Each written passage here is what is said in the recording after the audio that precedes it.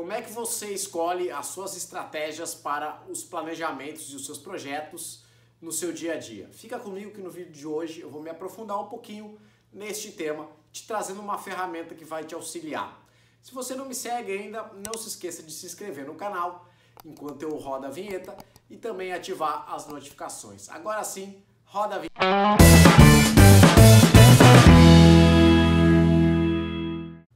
Bom, vamos dar uma olhada nessa ferramenta prática bastante útil. O primeiro item que eu quero abordar com você é a necessidade de você fazer uma lista e depois de você realizar essa lista, você vai dar uma nota de 0 a 5 em cima de 3 atributos relevantes. Esses atributos são o que eu chamo de PNA, ou seja, potencial de novas ações. O que eu quero dizer com isso? Você vai listar as suas ideias de estratégia central e vai analisar essas ideias sob essa ótica. Qual é o potencial que essa estratégia ela traz em termos de novas ações? Ou seja, eu conseguiria, dentro dessa espinha dorsal, construir novas ações dentro do meu projeto e mesmo assim esse projeto ainda seria válido, ainda seria visto como um projeto que geraria resultados?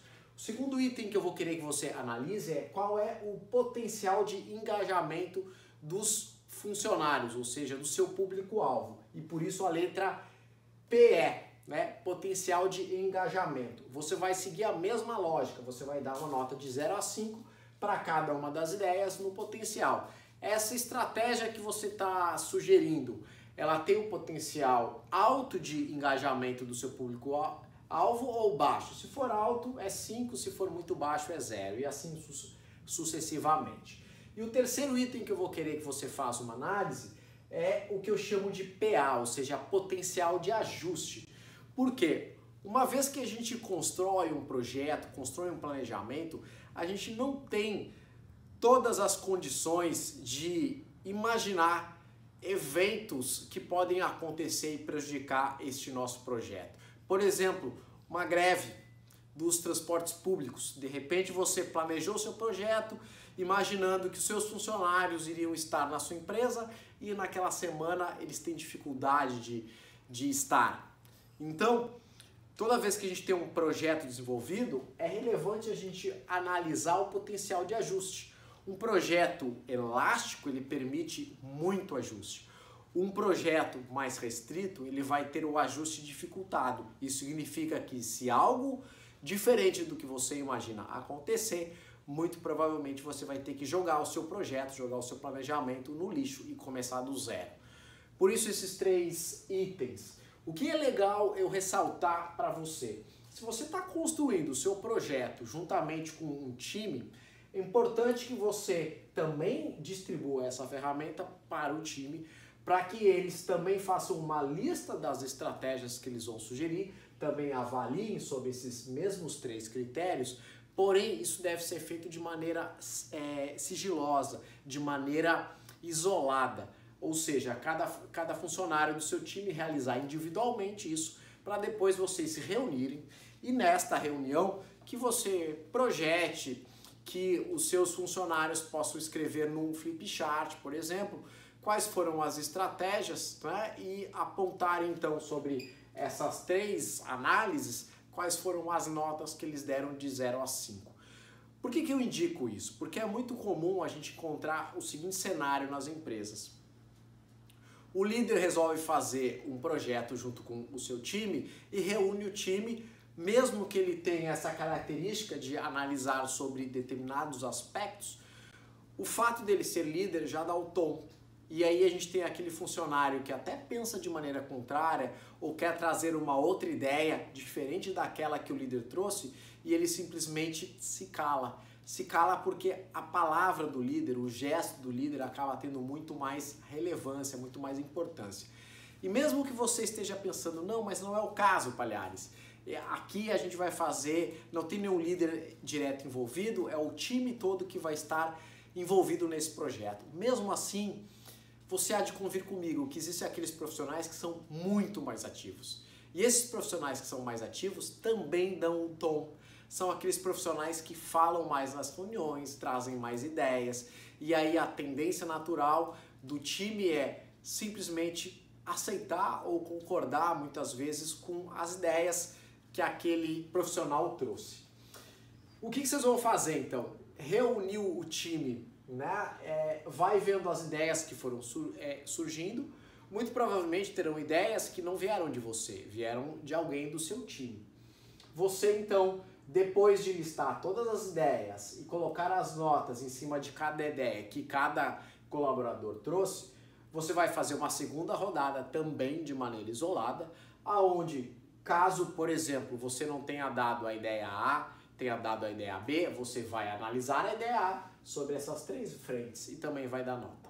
Depois disso feito, com todas as ideias, né, de todo mundo listadas e também notificadas, né, com as devidas notas, aí sim vocês vão ter um total geral daquele grupo de qual é a estratégia que vocês, não de maneira emocional, mas sim de maneira racional, conseguiram então dar uma nota e enxergar assim que é a ideia mais relevante. Eu vou trazer um exemplo para ficar muito mais fácil a sua análise. Vamos imaginar o seguinte cenário: você trabalha numa empresa e essa empresa ela está com o seguinte desafio.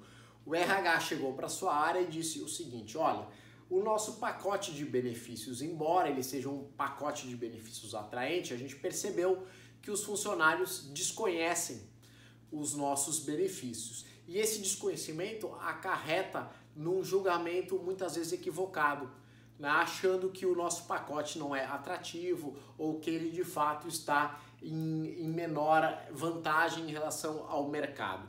Então ele te pede um projeto, ele te pede um planejamento para a sua área para que vocês melhorem essa percepção e melhorem esse conhecimento. Você se reúne com o time e vamos supor, surgiram várias ideias, eu listei 3 possíveis ideias aqui. Uma das estratégias centrais seria a seguinte: olha, vamos criar uma semana de benefícios. Por que semana de benefícios? Porque o time ali, ou quem deu essa estratégia, avaliou o seguinte: a verba da área de RH para esse projeto não é uma verba muito robusta.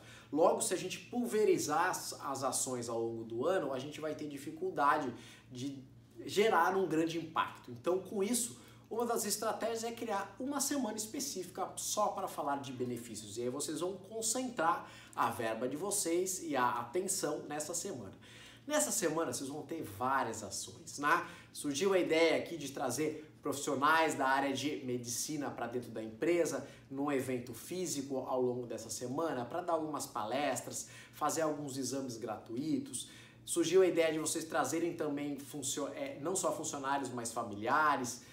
Algumas empresas permitem que você possa colocar não só os familiares direto no seu pacote de benefícios, mas também os familiares ascendentes, né, os pais, as mães e assim sucessivamente.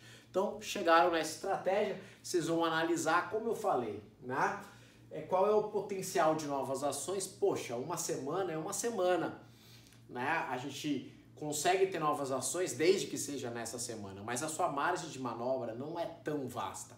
Isso faz com que, de repente, você vai dar uma nota entre 0 a 5 ali, na quem tá avaliando, poxa, uma nota 3, por exemplo, não tem um potencial tão grande. Potencial de engajamento. Ah, não, aqui a gente pode trazer familiares também por evento, tal, beleza, tem um potencial de engajamento relativamente alto. Potencial de ajuste, poxa, é só uma semana. Caso aconteça algum evento que vocês não controlem, como por exemplo, eu falei, né, uma greve de transporte público ou a própria quarentena, você tinha uma semana ali para realizar, você até pode jogar para uma semana para frente ou assim sucessivamente, mas a tua margem de manobra é menor também. Então você vai dar uma nota de acordo com a sua análise para esse potencial de ajuste. E assim você vai fazer para cada uma das ideias. Eu trouxe mais 2 aqui. Por exemplo, surgiu lá de um outro funcionário do seu time, contagiar pela emoção. Vocês se deram conta, vamos criar uma estratégia onde a empresa não precise divulgar esses benefícios, onde a gente traga o olhar do público-alvo, usuário daquele serviço e ele relatando como foi. E aí vocês têm várias ações, né? Dia das Mães, ali vocês pegam aquele mês do Dia das Mães e trazem um relato em vídeo de uma mãe recente, então, que foi beneficiada, né, não só com o plano de saúde robusto, todos os exames que ela fez, mas também porque ela, através da empresa, teve licença maternidade estendida para 6 meses e assim sucessivamente. Então vocês vão dando notas. Um outro item que surgiu aqui é, de repente, a gente trabalhar benefícios com proximidade. Vocês se dão conta que, por exemplo, essa empresa trabalha por turnos e o turno da noite, com frequência, traz a seguinte reclamação: sempre que a gente precisa da parte administrativa, ela não está no seu horário de trabalho, significa que a gente não tem o suporte devido ou como eles esperavam na parte da noite. Isso faz com que então vocês tenham várias ideias, como por exemplo, vamos levar durante alguns momentos do nosso ano um programa chamado RH na madrugada, onde vai estar mais presente. Além disso, surge a ideia de proximidade também, de vocês criarem proximidade não só na linguagem, mas uma proximidade efetiva. Vem o insight de vocês criarem um aplicativo para celular onde os benefícios estejam na palma da mão dos usuários. Então vocês têm estratégias. Depois das notas, vocês vão ter uma noção racional de qual é a melhor estratégia para vocês elencarem como estratégia pilar, estratégia central do projeto de vocês.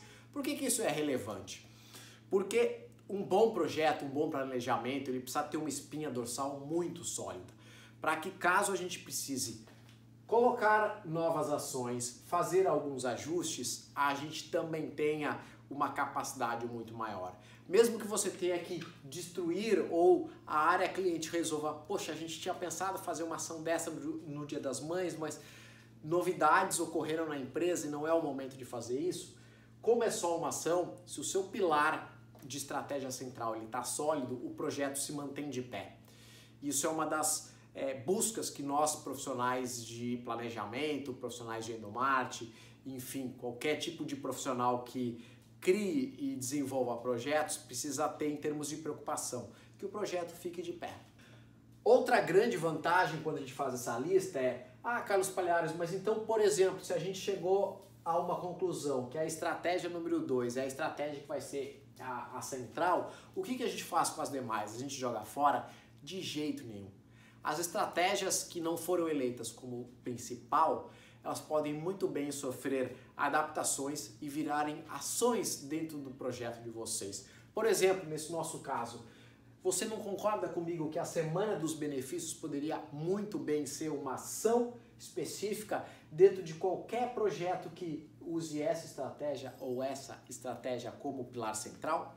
Então veja bem, essa é uma ferramenta que facilita muito porque a gente tem muitas vezes o hábito de trazer muito o lado emocional quando a gente vai sugerir uma ideia, sugerir uma estratégia. E ao fazer esse exercício, ao usar essa ferramenta, você tem também blindado um pouco, porque você tem questionamentos que você já fez que serão úteis caso o seu cliente, caso a sua área interna na sua empresa queira trazer uma outra ideia. Por exemplo, imagina que você está no processo de apresentação do seu planejamento e a área cliente olha lá a Semana dos Benefícios como uma das ações e sugere o seguinte: não, adorei tanto a ideia, vamos trazer essa ideia para a estratégia central. Como o seu time e você já realizaram esse exercício, você tem na mente, olha, a gente já passou por isso, porém, por que a gente não trouxe a Semana dos Benefícios como estratégia central? Porque a gente verificou que é uma estratégia que ela tem pouquíssimo potencial para ajuste, caso alguma coisa que a gente não controle aconteça. Além disso, novas ações, a gente também não tem muita margem. Então, perceba, você acaba tendo até respostas racionais para uma escolha, muitas vezes, de gosto da sua área cliente. Se você curtiu o vídeo, comenta aqui, não deixa de dar o seu like. Se você não me segue ainda, se inscreva agora no canal para que você siga recebendo as notificações dos novos vídeos. Nos vemos semana que vem com mais um conteúdo neste canal.